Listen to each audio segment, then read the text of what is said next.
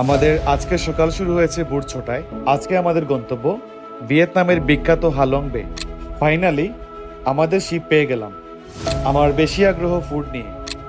ঐতিহাসিকদের মতে হাজার হাজার বছর আগে এই অঞ্চলে প্রাগৈতিহাসিক মানুষেরা বসবাস করত। সারপ্রাইজিং কেভ নামে এই গুহার ভিতরে প্রবেশ করে বুঝতে পারলাম কেন এটার নাম সারপ্রাইজিং কেভ। এই কেভের প্রাকৃতিক টানেলের ভিতর দিয়ে পানি ঢেউ ফেলছে, আর এই টানেলে কায়াকিং বা বোটিং করতে বিশ্বের নানা প্রান্ত থেকে টুরিস্টরা এখানে ছুটে আসেন। হালং বের পশ্চিম আকাশে সূর্য ডুবার এই অপরূপ দৃশ্য ভাষায় প্রকাশ করার মতো নয়। আমাদের আজকের সকাল শুরু হয়েছে ভোর ৬টায়। চোখে এখনো ঘুম লেগে আছে। আজকে আমাদের গন্তব্য ভিয়েতনামের বিখ্যাত হালং বে। প্রায় ২ ঘন্টা জার্নি করে আমরা যাব তুয়ান চাও নামক একটি জায়গায়, যেখান থেকে মূলত আমাদের শিপ হালং বের উদ্দেশ্যে ছেড়ে যাবে। বাস থেকে বাইরের ভিউ খুব সুন্দর লাগছিল, যদিও বাস জার্নির এই ২ ঘন্টার বেশিরভাগ সময় আমি ঘুমিয়ে কাটিয়েছি।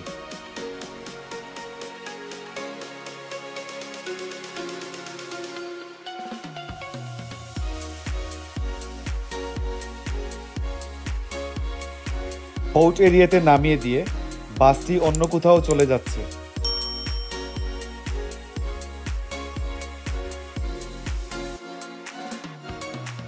আমরা আস্তে আস্তে ভিতরে প্রবেশ করব। ওয়ান ডেস্টিনেশন মেনি ফ্যাসিলিটিস এই মডেলকে অনুসরণ করে ২০১৬ সালের শুরুর দিকে তুয়ান চাও নামক এই অত্যাধুনিক পোর্টের উদ্বোধন হয়েছিল। এখানে রয়েছে অত্যাধুনিক রেস্টুরেন্ট, সুপার মার্কেট, পর্যটকদের জন্য বিনোদনমূলক নানান সুযোগ সুবিধা। ভিন্ন ভিন্ন কোয়ালিটি এবং ভিন্ন ভিন্ন নামের শিপ দেখতে দেখতে আমাদের শিপ খুঁজছি।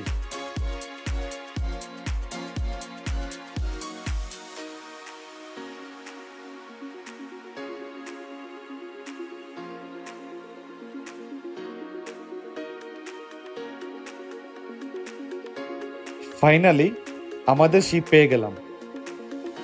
আমাদের শিপের নাম কোজি বে। এটা 5 স্টার মানের একটি ক্রুজ শিপ।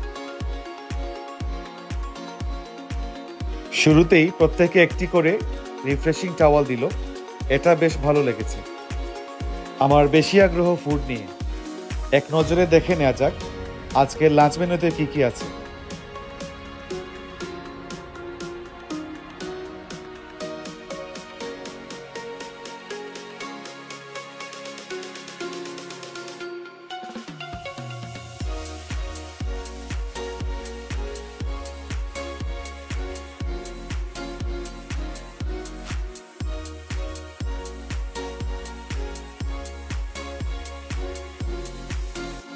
আমাদের শিপ ইতিমধ্যে হালং বের উদ্দেশ্যে যাত্রা শুরু করে দিয়েছে। হালং বে ইউনেস্কো স্বীকৃত বিশ্ব ঐতিহ্যের অংশ এবং ভিয়েতনামের কোয়াংমিন প্রদেশে অবস্থিত ভিয়েতনামের সবচেয়ে জনপ্রিয় ভ্রমণ স্থান। হালং বের অর্থ অবরোহী ড্রাগন।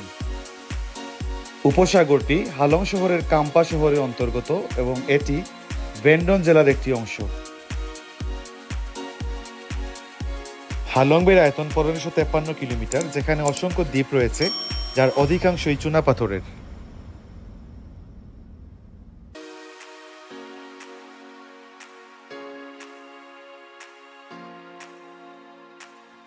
ঐতিহাসিকদের মতে হাজার হাজার বছর আগে এই অঞ্চলে প্রাগৈতিহাসিক মানুষেরা বসবাস করত। ১৯ শতকের আগে ভিয়েতনামের বইগুলোতে হালং বে নামটি লিপিবদ্ধ ছিল না। ১৯ শতকের শেষের দিকে ফ্রান্সের সামুদ্রিক মানচিত্রে হালং বে নামটি পাওয়া গিয়েছিল।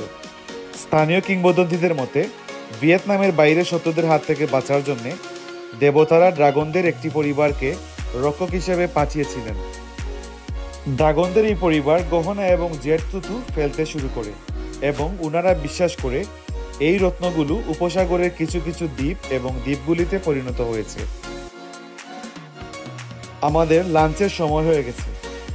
আমরা লাঞ্চ করার আগেই আরেকটা ব্যাচ লাঞ্চ করে ফেলেছে, তাই আমাদের সময় অনেকগুলো আইটেমই অ্যাভেলেবল ছিল না। খাবারের মান বলবো মোটামুটি, খুব বেশি ভালো না, আবার খুব বেশি খারাপও না।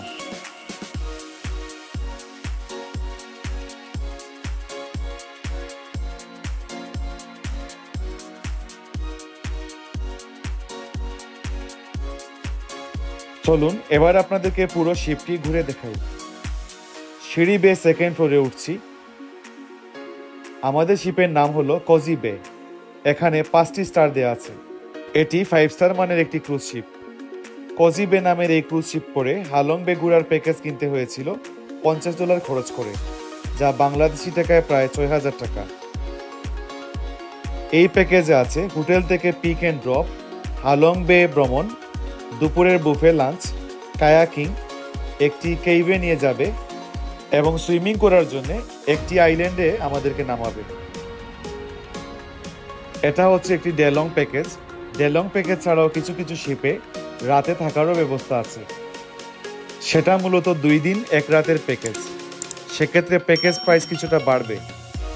কেউ যদি রাতে থাকার জন্য খুব বেশি আগ্রহী না হয়, আমার মতে হালং বে ঘোরার জন্য 1 দিনের প্যাকেজই যথেষ্ট।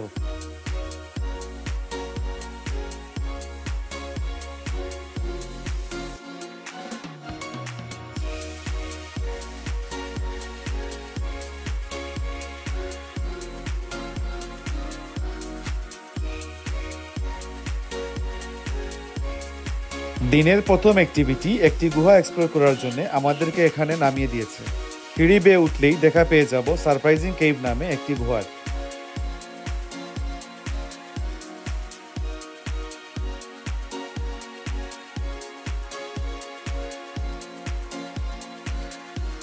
সারপ্রাইজিং কেভ নামে এই গুহার ভিতরে প্রবেশ করে বুঝতে পারলাম কেন এটার নাম সারপ্রাইজিং কেভ।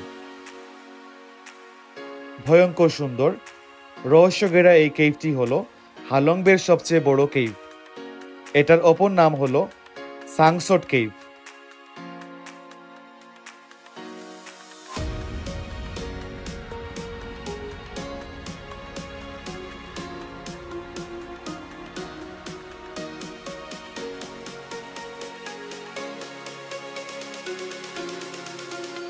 সমুদ্রপৃষ্ঠ থেকে 25 মিটার উপরে অবস্থিত এই গুহাটি ফরাসিরা প্রথম আবিষ্কার করেছিল 1901 সালে এবং এর অবস্থান হলো বোহন আইল্যান্ডে।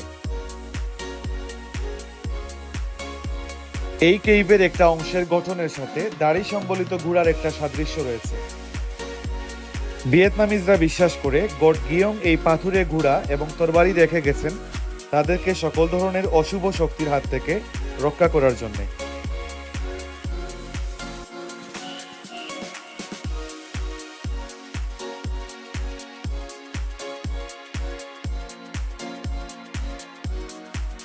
বেশ খানিকটা সময় অন্ধকার গুহার চক্কর দিয়ে দিনের আলোতে বেরিয়ে এলাম।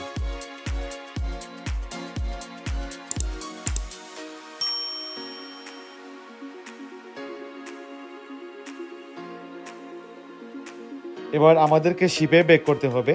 শিপের দিকে হেঁটে যাওয়ার এই রাস্তাটিও মন ভালো করে দেওয়ার মতো, খুবই সুন্দর।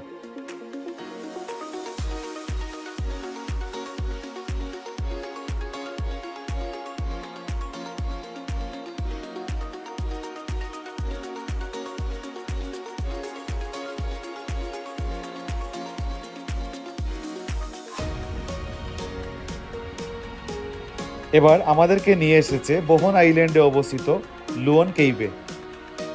কায়াকিং এবং বোটিং করার জন্য হালং বের এই লুয়ন কেইভ বেশ বিখ্যাত।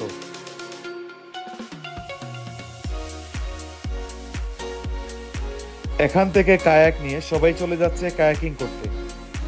কায়াকিং করতে আমাদেরও আর তর সইছে না।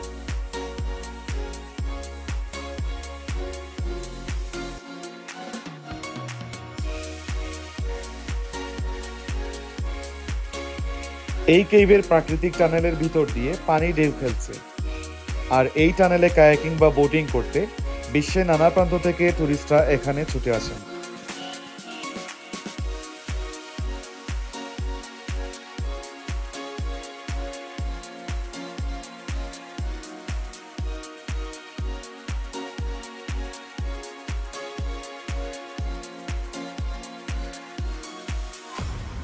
আমাদেরকে নিয়ে এসেছে আজকের শেষ স্পট টি-টপ আইল্যান্ড। এই আইল্যান্ডের প্রবেশ মুখে মহাকাশচারী গেরমেন টি-টপকে সম্মান জানাতে নির্মাণ করা হয়েছে একটি মূর্তি। টি-টপ আইল্যান্ডের পূর্বের নাম ছিল কেটনেং। পরবর্তীতে প্রেসিডেন্ট হো চি মিন মহাকাশচারী গেরমেন টি-টপের সম্মানে এটির নামকরণ করেন টি-টপ আইল্যান্ড। চিটো ভালং বের মধ্যে একটি স্পেশাল আইল্যান্ড যেখানে বালুকাময় বিচ রয়েছে। এখানে পর্যটকেরা মূলত সাঁতার কাটতে পছন্দ করেন। এছাড়াও এই আইল্যান্ডে 360 ফুট উঁচুতে একটি ভিউ পয়েন্ট রয়েছে যেখান থেকে হালং বের প্যানোরামিক ভিউ পাওয়া যায়।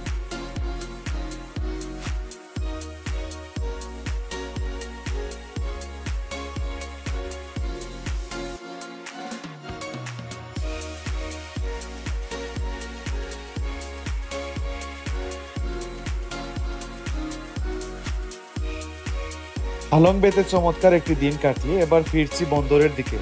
আর তখনই আমাদের জন্য অপেক্ষা করছিল দিনের সেরা সারপ্রাইজ। হালং বের পশ্চিম আকাশে সূর্য ডুবার এই অপরূপ দৃশ্য ভাষায় প্রকাশ করার মতো নয়।